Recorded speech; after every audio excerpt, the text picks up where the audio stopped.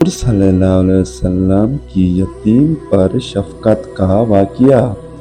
نبی علیہ الصلوۃ والسلام عید کے دن گھر سے مسجد کی طرف تشریف لانے لگے۔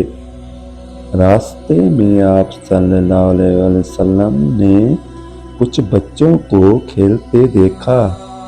انہوں نے اچھے کپڑے پہنے ہوئے تھے۔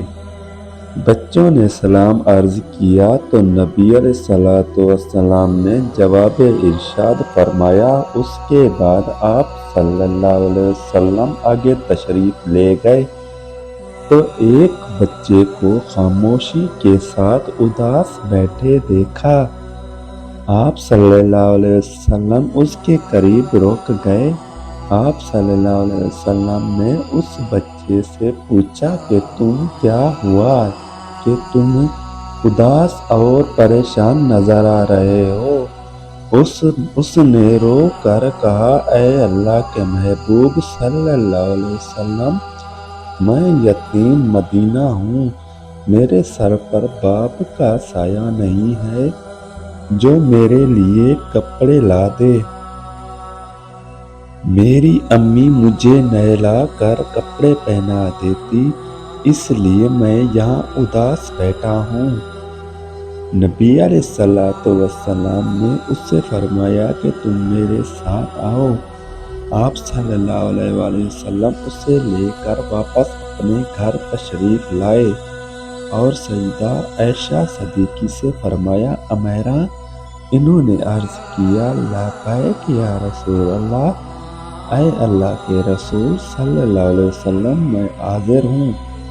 آپ نے فرمایا، اس کو نہلا دو۔ چنانچہ اسے نہلا دیا گیا۔ اتنے میں نبی کریم صلی اللہ علیہ وسلم اپنی چادر کے 2 ٹکڑے کر دیے۔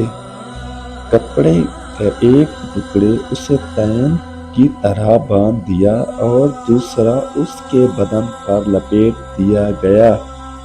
پھر اس کے سر پر تیل لگا کر کنگھی کی گئی، حتیٰ کہ جب وہ بچہ تیار ہو گیا اور نبی علیہ الصلوۃ والسلام کے ساتھ چلنے لگا تو نبی علیہ الصلوۃ والسلام نیچے بیٹھ گئے اور اس بچے کو فرمایا، آج تو پیدل چل کر مسجد میں نہیں جائے گا، بلکہ میرے نبوت والے کاندھوں پر سوار ہو کر جائے گا۔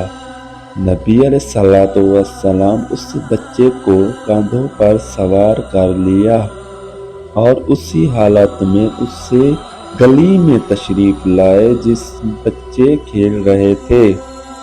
جب بچوں نے یہ معاملہ دیکھا تو وہ دوڑ کر کہنے لگے، کاش ہم بھی یتیم ہوتے اور آج ہمیں بھی نبی کریم صلی اللہ علیہ وسلم کی نبوت والے کاندھوں پر سوار ہونے کا شرف حاصل ہوتا۔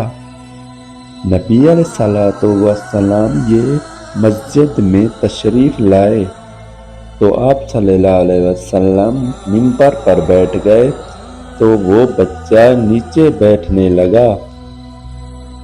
نبی علیہ الصلوۃ والسلام نے اسے اشارہ کر کے فرمایا کہ تم آج زمین پر نہیں بیٹھو گے، سبحان اللہ۔